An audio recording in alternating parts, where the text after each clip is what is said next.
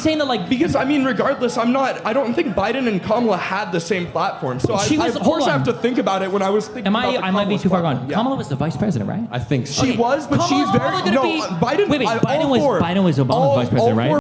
Welcome back to the channel. Good to have you here. So in this video, we're watching a fascinating exchange between Destiny and Adam Mockler as they go up against a young conservative student from UC Berkeley who came ready to defend economic policy. What starts as a debate about theoretical versus actual economic damage quickly turns into something way more revealing when the student gets asked one simple question he absolutely cannot answer. You're going to want to stick around because the way this unfolds is honestly pretty wild. And real quick, drop a comment letting me know what part of the world you're tuning in from. I always love seeing where everyone's at. Alright, let's get into this. I would debate Kamala on Trump's implemented policies versus the Democratic Party platform, and I haven't heard a defense of the Democratic Party platform. All I've heard is Trump, Trump, Trump. I'm asking about Kamala Harris had a first-time homebuyers policy that created an incentive for people our age. Yes, and Kamala Harris had multiple small business policies. Kamala Harris had multiple policies that helped small businesses start up. Kamala Harris had incremental policies that she would have put into place, and then some more populist policy that probably would have gotten swatted down, just like Biden's student loan relief, just like the ambitious stuff that Biden tried got swatted down. This would happen to Kamala's policy. Yeah, I'm not asking about what you think is going to get swatted down. I'm asking the policies themselves. Okay, listen, this is the problem. I've asked you like 10 times about Trump's tariffs, and you go, I won't defend that, but then you go, I want you to defend Kamala's fringe policies that you don't support. I don't support capital gains tax. I'm asking you to just show me that the economy would function under Kamala's policies. Like there would be no investment. You know what the problem is? Completely stifled. And okay, wait, let me go ahead. So the stock market growth has slowed down since Trump took office because of his tariffs. Unemployment has gone up since Trump took office because of his tariffs and a few other issues. Inflation. Yeah, imagine how bad that would have been if we had a 25% tax on unrealized gains. Inflation has gone up since Trump took office. All of these indicators were going down as Biden was leaving. Trump has legitimately. You know what's not impressive? It's not impressive that the stock market's hitting all-time highs. It's impressive that Trump has crashed the stock market 3 separate times during his presidency and slowed the growth of it. That's the impressive part. Would Kamala Harris have crashed the stock market on April 9th? Liberation Day tariffs. Would she have crashed the stock market? She would have completely destroyed it. She wanted a 28% tax, like an 8% increase on capital gains tax, a 25%. What is so bad about an increase on capital gains tax? It heavily disincentivizes investment. No, it doesn't. What do you mean? Yes, it does. How does it? What are we talking about? How does it? Basically, what you're doing is you're saying once you make money from your investment and you take it out, then you're going to get less of that. You're less incentivized if you're going to get less at the end. I just want to tell you, I got a lot of money invested, okay? Do you think that like people with more than 5 or 10 or 15 million dollars in an investment account are thinking like, oh my God, 25% capital gains instead of 20%? Like I'm not going to be able to invest my money anymore. What do you think they're going to do? Hide it in their fucking pillow? No. First, she's taking 25% when your money is not even pulled out yet. When it's just there, materializing. No. She's are you talking about money, the wealth tax? Then, Are you talking about like a wealth tax? I'm talking about the unrealized gains tax. No, listen, I agree with you. The unrealized capital gains tax is so stupid. It's so dumb. But the thing is, here's the difference. When Kamala Harris says it, when Democrats have a really dumb idea, they can't get it done. We can look at examples of this. For Biden wanted to do like OSHA mandates for vaccines, and he wanted to do like Department of Education stuff for like forgiving student loans. And when they were stopped, Biden said, oh, well, I guess they're stopped. Now, the far left attacks him for that, but the reality is that Democrats respect the 3 branches of government. Donald Trump says, I'm going to do as much as I can until I basically have to be forced to actually stop the particular thing. Yes. So if Kamala wanted to do a wealth tax, I don't think she would ever question. Yeah. Basically, so you agree if she was able to get all of her policies passed, basically if she acted like you claim Trump does, which then would you agree that her policies are worse? Even if that was the case, it wouldn't be as disastrous as the insane tariff regime that Donald Trump has enacted, where Donald Trump is the sole gatekeeper. I think having some inflation from tariffs is not as bad as having literally no investment. This is exactly what happens when someone shows up to a debate armed with talking points but zero understanding of economics. The conservative student keeps demanding they defend theoretical policies while refusing to engage with the actual damage happening right now under the current administration. Adam Mockler nails it when he says this. I've asked you like 10 times about the current tariffs and you go, I won't defend that. But then you go, I want you to defend Kamala's fringe policies that you don't support. That right there exposes the entire strategy. They want to debate fantasy scenarios instead of confronting reality. Here's what makes this devastating. Adam lays out the concrete numbers. He said this: the stock market growth has slowed down since the administration took office because of tariffs. Unemployment has gone up because of tariffs and a few other issues. These aren't predictions. These are facts happening in real time. But the student just keeps circling back to unrealized gains tax like it's some kind of trump card. And then Adam drops this absolute hammer. He said, it's not impressive that the stock market's hitting all-time highs. It's impressive that the administration has crashed the stock market 3 separate times during the presidency and slowed the growth of it. Think about that. 3 separate crashes. That's not economic policy. That's economic malpractice. But here's where it gets really interesting. Destiny flips the whole investor argument on its head. Saki asks, do you think that people with more than 5 or 10 or 15 million in investment accounts are thinking, oh my god, 25% capital gains instead of 20%, like I'm not going to be able to invest my money? Exactly. Wealthy investors don't make decisions based on a 5% difference in capital gains. They make decisions based on market stability, economic predictability, and long-term growth potential. All things the current administration has completely destroyed. The student is trapped because he can't defend what's actually happening, so he keeps trying to make the conversation about hypothetical scenarios that would never pass institutional review. Hold on, we wouldn't have literally no investment. Do you think American investors are worth investing in at a higher capital gains rate? Investment would go down like this. Like you realize manufacturing. Why would you invest in American companies knowing that we're going to be like reciprocally tariffed by every single other country on the planet? Tariffs are way worse for incentivizing. Tariffs are so bad. You realize manufacturing in the United States has gone down. This is just deflecting to tariffs. I want address the what we're trying to say is that like the tariffs would have never happened under Kamala because the economic advisor would say, hey, these tariffs are a really bad idea. But for Trump, none of the Republicans are actually brave enough to say like, hey, don't do this. Would say that actually they would have overturned his initial tariffs from from his 2016 presidency, but that's besides the point. She's not anti-tariff, to be clear. But regardless, wait. There's a difference between Kamala wanting to do surgical targeted tariffs on countries versus Trump placing tariffs on every fucking country, save Russia and North Korea. Yeah. That's retarded. That's different. Yeah, I agree. I don't think the tariffs were a good policy. Okay, I think he how is come you realizing can say that himself as he is you can say that, but them. when I say I don't think unrealized gains is a good policy, that's like the end of the world. Because I'm asking you to defend it comparing the two parties. I thought which was worse? Yeah. Which one's worse is what I'm asking. Okay, and I think it's Trump's. I think that Trump has slowed the growth of the stock market, increased unemployment. His tariffs have been such a disaster, they've actually disincentivized investments. So for the tariffs, for example, what you want is continuity between administrations. So when, say, J.D. Vance or Gavin Newsom gets in, that administration still has the incentive for companies to come to the United States. When you place tariffs via executive order, like Trump is doing, it's all via executive order, right? When you do that, there's no continuity. So in 4 years, companies don't have any reason to be here. Like, when you're making these investment decisions, they are long-term investments. A company's coming to the United States, that's decades, dude. That's like, you're there for like 20, 30 years to gain a profit. When there's no continuity, what they see right now are 2 trade zones in the United States. One big red trade zone that says in the world. 2 trade zones in the world. One red blob that says the United States. It says, do not go through the United States. They have a 10% tariff on everyone. Then there's the rest of the world, which has an average tariff of, I think, like 3.5%. So when you're looking at your 2 shipping routes, do you want to ship it to the United States and get tariffed to shit, or the rest of the planet, which has a lower tariff rate? Do you get what I'm saying here? Like, the incentive structure that Trump is creating is not strong. The stock market is slowed in growth. Unemployment. Again, I'm asking. I still haven't heard an adequate defense of Kamala's. The stock market would be higher if Kamala were in office. The stock market would unequivocally be higher. The whole economy would be doing better if Kamala was in office. The whole economy would be doing better. Again, we wouldn't have this whole tariff increase regime. in capital gains tax and a 25% unrealized gains tax, that's hard to believe. Who cares? The investors that I'm an investor. I don't give a fuck. Why would you care about the 25% versus 15% or whatever? Like, it doesn't matter that much. It's 0% right now. I'm a what?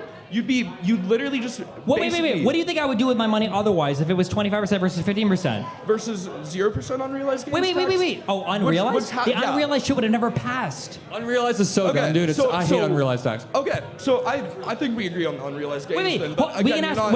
Ready? This is the killer question. What was the worst economic policy that Biden realized? The worst economic policy. The worst the worst one. The fact that you even have to think about it speaks volumes to that, right? Well, Donald Trump. Ignore these guys. Fuck, they're dick riders, okay? But like, I'm saying that like... Because, I mean, regardless, I don't think Biden and Kamala had the same platform. So I have to think about it when I was thinking about the I might be too far gone. Yeah. Kamala was the vice president, right? I think so. She was, but she's very... Biden... Wait, Biden was Obama's vice president, right? All 4 policies I listed at the start were policies that Biden did not have in his... Now watch how this completely unravels. The student keeps insisting that hypothetical liberal policies would destroy investment, but he can't explain why current policies are already doing exactly that. Destiny makes the institutional argument perfectly. He said this: what we're trying to say is that the tariffs would have never happened under Kamala, because the economic advisor would say, hey, these tariffs are a really bad idea. This is the key difference. One side has institutional guardrails. The other side has yes men who let catastrophic policies sail through unchecked. Adam reinforces this with actual economic evidence. He said, the administration has slowed the growth of the stock market, increased unemployment. The tariffs have been such a disaster they've actually disincentivized investments. So manufacturing in the United States has gone down. So all this talk about protecting American industry, it's doing the opposite. Then comes the absolute kill shot. Destiny asks the student this simple question: what was the worst economic policy that the previous administration realized? And the student just freezes. Complete silence. Adam immediately recognizes what's happening. He said, the fact that you even have to think about it speaks volumes to that, right? This is the moment where the entire debate collapses. Because if the worst economic policy is so terrible, you should be able to name it instantly. But he can't, because the previous administration's economic record was actually solid. GDP growth, unemployment going down, stock market gains, infrastructure investment. The student spent 15 minutes attacking theoretical future policies, but can't name one concrete failure from the past. And when he finally tries to respond, he admits he has to think about it because the platforms were different. Brother, she was the vice president. You can't spend half an hour saying her policies would be catastrophic and then admit you don't actually know what happened under the administration she was part of. But I'm just saying that like Biden seemed to do an okay job at guiding the economy. Same way with Obama, right? No, I think that Medicare Medicare for all was disastrous. We didn't get Medicare for all. Sorry, Obamacare. Wait, if the ACA was such a fucking disaster, why is Trump trying to claim it so much? When Trump is like, oh, we need to have like the increased rate of where you're like 25 or 26. The status quo in general is absolutely terrible. But I think the have you seen the graph where it's like the healthcare costs they increase slower under Obamacare than they did under when they were prior to that?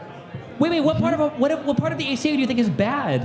What part of it is bad? It's inherently inflationary on Medicare. Everything, bro. Healthcare is more expensive because we have more fucking healthcare. All of it is inflationary. What do you mean? Of course. Yeah, but no, the inflation actually did increase after the Obamacare. Yeah, but it was increasing at a slower rate, right? This is your first derivative, right? It's increased at a slower. The rate of change is lower than the first rate of change. Then it was. No. It was. Wait. Hold on. You're about to fucking completely own me. Okay, ready? This is your chance to totally own me. What was Trump's alternative again? What was Trump's alternative? What was the Trump alternative? To the healthcare? To the ICA, yeah. I'm not sure. I don't know. There's a reason why you're not sure. Again, I'm not asking you. I'm not asking you about Trump. I am asking you about Kamala. Wait. So, hold on, wait. I just want to check with Adam. I'm going to confer with Adam real quick. It was Biden who was like, we should cap the cost on certain drugs, right? Yeah. Wait. And hold on, wait. Didn't Trump say we should keep doing that, but call it like the Trump shit, right? Yeah. Again, what the fuck? All you guys are doing is just attacking the other side, but you won't defend your own. I'm attacking They suck shit. They're horrible. When he asked what the worst policy that Biden realized is, and we didn't have an answer, that showed. I'm asking about Kamala, not Biden. No. It's not that you didn't have an answer. It's that your lack of answers show that there were mechanisms in place during Biden's term that would shoot down. It was fucking awesome. Yeah. Where's that guy in the crowd? Biden was the best. But no, like, there were mechanisms in place that would shoot down Trump's awful economic policy, Biden's awful economic policy, or like policies that he was trying to pass that were out there. Trump, we haven't seen that. Now, the Supreme Court is hearing the tariff argument right now, but we've just seen so much leeway with the tariffs that it's already been bad for the economy. I think the question that you asked was which one would be worse.